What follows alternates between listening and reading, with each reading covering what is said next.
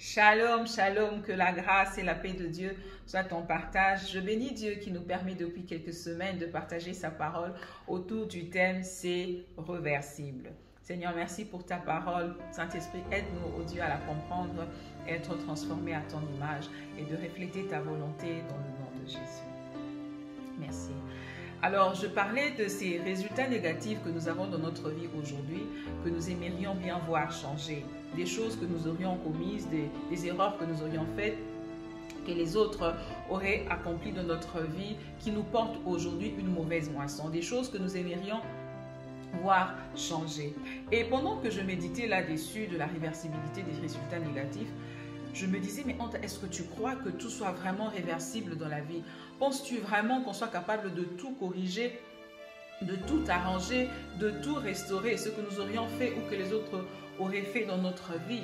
Parce que, bien aimé, quand j'ai pensé à certains résultats négatifs de ma vie, j'ai réalisé que je n'ai pas trop eu du mal à croire à la réversibilité de certains résultats quand il s'agissait par exemple de perdre du poids parce que j'étais vraiment en surpoids, ou de croire que je pouvais finir mes études après plusieurs échecs que j'avais eus, ou de croire que je pouvais être heureuse dans un mariage après l'expérience négative du mariage que j'avais eu de mes parents.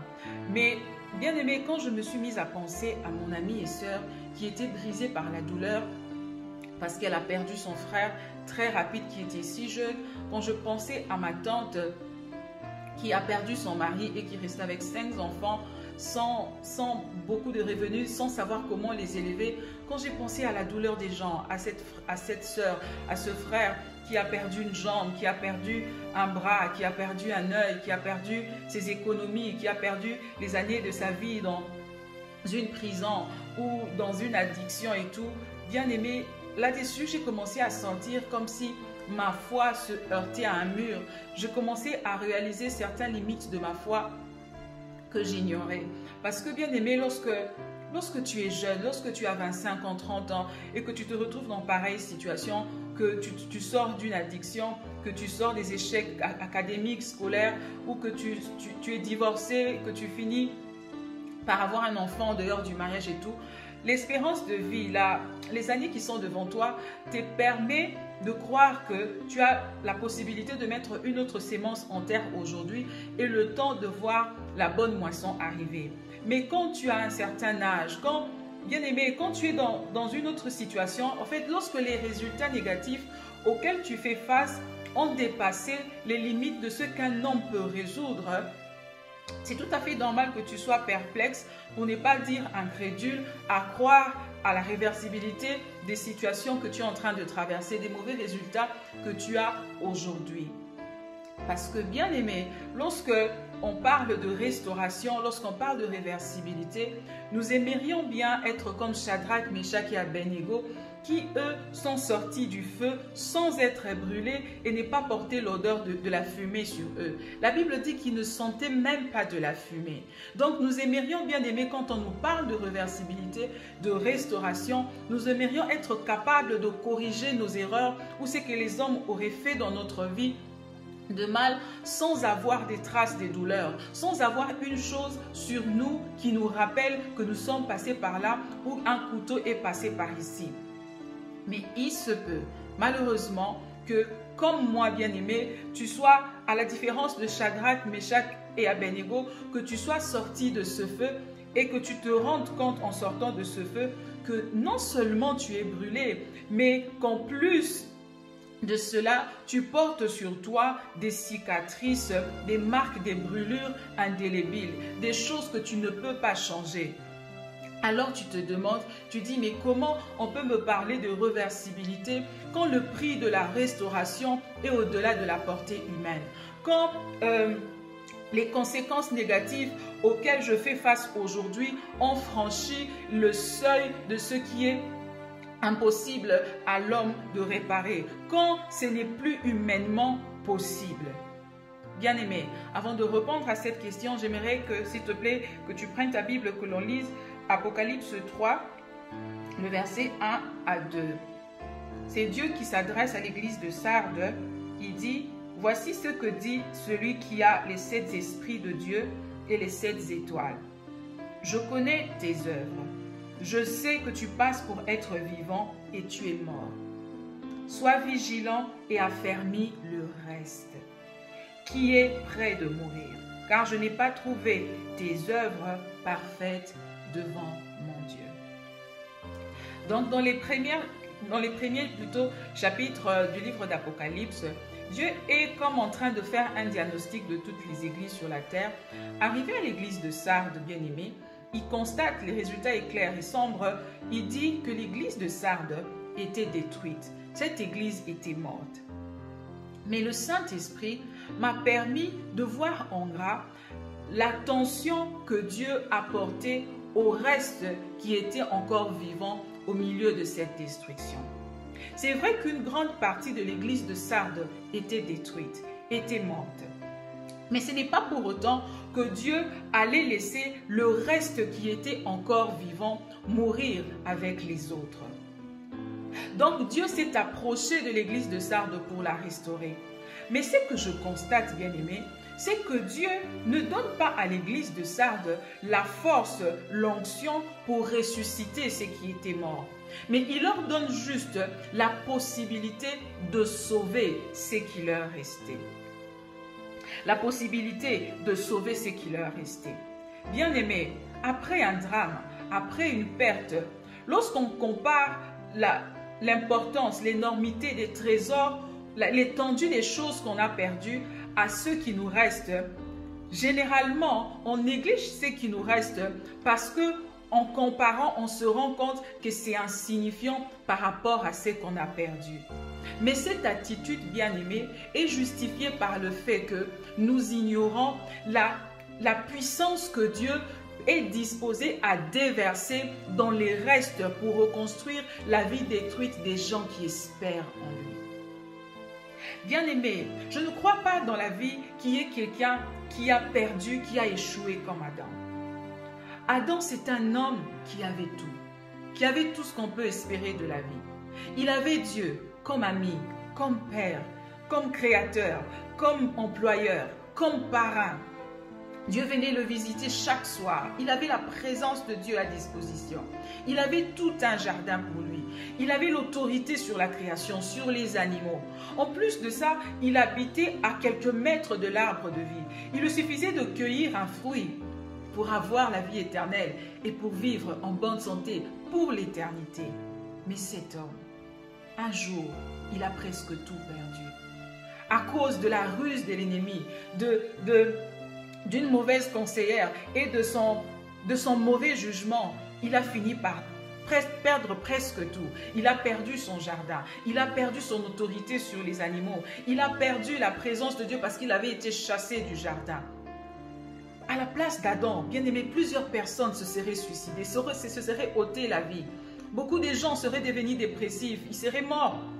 Parce que comment on peut perdre beaucoup de choses comme ça, un trésor aussi précieux? Mais Adam, d'une certaine façon, cet homme s'est relevé. Il se relevait parce qu'il n'a pas regardé au nombre des choses qu'il avait perdues, mais il s'est concentré, bien aimé, sur ce qu'il est resté. Car même si Adam avait perdu beaucoup de choses, mais il lui restait quand même quelque chose. À Adam, il lui restait Dieu. Parce que même si Dieu avait chassé Adam du jardin, Dieu était encore prêt à l'habiller, à lui donner la pluie, le soleil et le souffle de vie. À Adam, il restait la vie. Parce que même si Dieu avait dit qu'il allait mourir, mais dans l'immédiat, il était encore vivant et il a vécu jusqu'à 900 ans et peut-être plus. À Adam, il restait Ève, sa femme. Et en plus, il lui restait le sol. Et même si ce sol avait été maudit, mon frère, ma soeur, Adam, parce qu'il en a pris soin, parce qu'il a pris soin de ceux qui le restaient, Adam nous a légué ce monde, dans lequel nous avons des arbres, des plantes qui nous donnent la nourriture, des médicaments, des huiles, des savons, des meubles et encore plus. Parce que Adam n'a pas négligé Ève qui lui restait, ce peu qui lui restait, Ève Bien qu'elle était mortelle, Adam en a pris soin. Et parce qu'il a pris soin de ce reste, avec Ève, ils ont eu Seth. Après Seth, Sem. Sem a eu Abraham. Abraham a eu David. Et David a eu Jésus. Et par Jésus-Christ, par son sacrifice à la croix, par son sang, dans la foi en son nom, par Jésus-Christ, nous avons cette possibilité de retourner dans ce jardin, là même où Adam avait été chassé. Mon frère, ma soeur, j'ignore l'étendue des choses que tu as perdues. Je ne sais pas combien de choses ont été détruites dans ta vie. Mais Dieu veut que tu comprennes aujourd'hui la puissance qui se cache dans le reste. Il y a la vie dans le reste. Il y a un futur dans le reste. Il y a une suite de ta vie qui se cache dans le reste. Tu sais, pendant la guerre, même en cas de défaite, les soldats, avant de quitter ce lieu, vérifient toujours si dans ces décombres, il y a un de leurs amis encore vivant. Même s'il est blessé, ils font tout pour le ramener avec. Donc, ils parcourent le champ, ils parcourent le camp de bataille, même s'ils ont échoué, même s'ils ont été battus. Ils font un effort de vérifier dans le camp pour essayer de donner de la chance à ceux qui est vivant de le rester. Et nous, bien-aimés, nous sommes l'armée du Christ. Et en tant que bon soldat, Dieu ne veut pas que tu puisses laisser des parties de ta vie sur le champ de bataille. Même si tu as perdu, Dieu veut que tu remontes sur le ring de la vie, que tu remontes sur le terrain, sur le champ de bataille, que tu ailles vérifier dans ce désastre, dans cet échec, quelles sont les parties de ta vie, bien-aimés, qui sont encore vivants. Dieu ne veut pas que tu mélanges ce qui est vivant et ce qui est mort. Dieu ne veut pas qu'à cause de la majorité des choses qui sont mortes, qui sont détruites, que tu puisses laisser le peu qui te reste mourir avec. Dieu veut que tu remontes sur le ring de la vie. Dieu veut que tu remontes sur le ring de la vie. Il veut que tu parcours ta vie, que tu fasses l'inventaire. C'est vrai que tu as échoué ici. C'est vrai que ça n'a pas marché là-bas. Mais regarde bien, qu'est-ce qu'il y a encore de vivant? Parce qu'en tant que bon soldat, Dieu ne veut pas que tu laisses une partie de toi mourir avec les autres. Bien-aimé, ne regarde pas au nombre des choses que tu as perdues. Parce que si tu regardes à cela, tu vas mélanger le tout et tu vas laisser tout mourir ensemble. Ne regarde pas au nombre de choses que tu as perdues, mais regarde à ce qui te reste. Qu'est-ce qui te reste? Peut-être que c'est ton mari qui n'est plus. Mais il te reste peut-être les enfants. C'est peut-être que tu as été licencié, mais tu es encore intelligent. Tu es tombé malade, tu as fait un accident, mais tu as été restauré. Tu as eu des grandes pertes, des économies, tu es encore vivant. Tu as ta créativité, tu as des relations, tu as un don.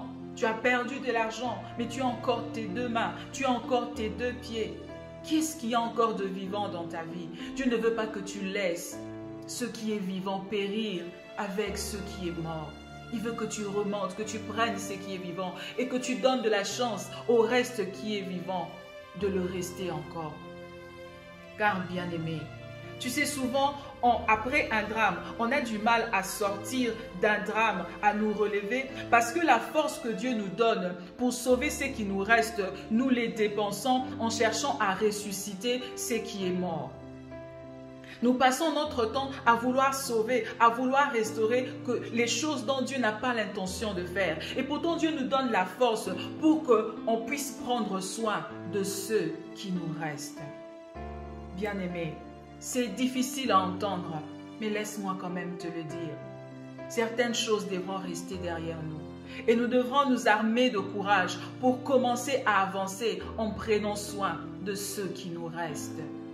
Ne passe pas ton temps à vouloir d'abord effacer toutes les cicatrices de ton passé, toutes les marques des brûlures pour te permettre de recommencer à vivre. Parce que certaines cicatrices, mon frère, ma soeur, tu les porteras toute ta vie.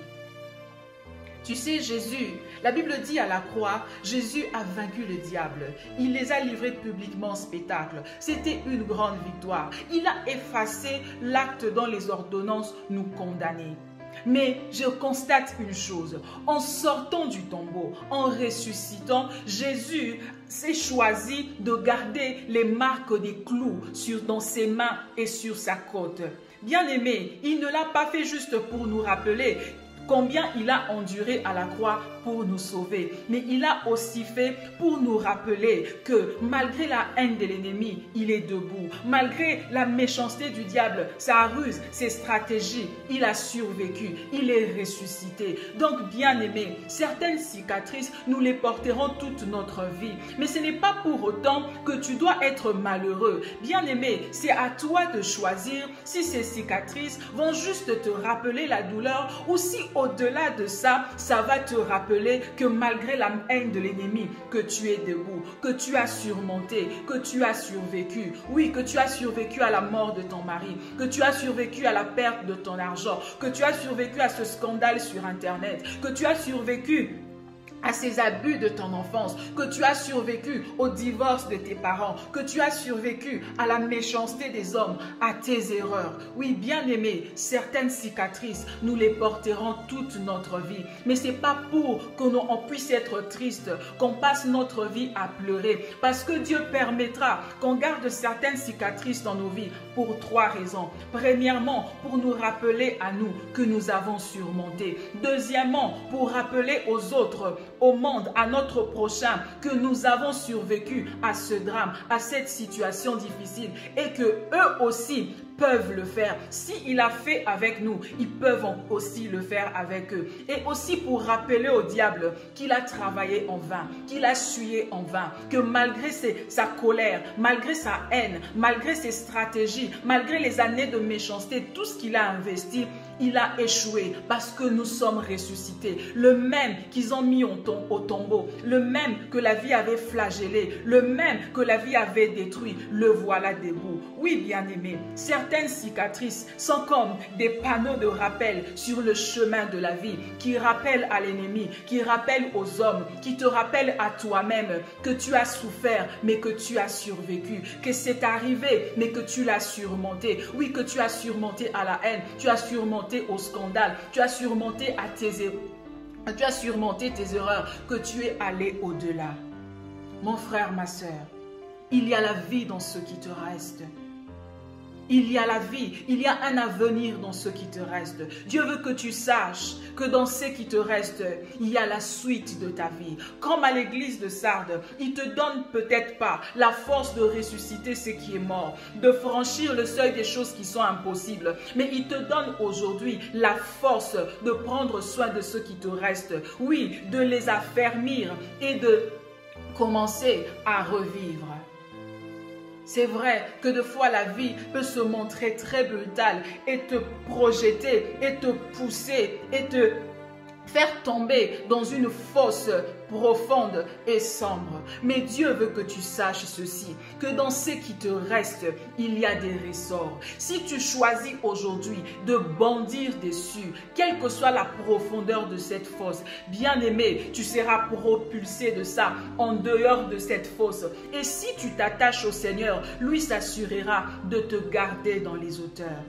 Souviens-toi, mon frère, ma sœur, qu'après un drame, crois à la restauration. Prends soin de ce qui te reste et Dieu fera le reste. J'aimerais maintenant prier avec toi. J'aimerais que tu fasses l'inventaire de ta vie, que tu penses à ce qui te reste.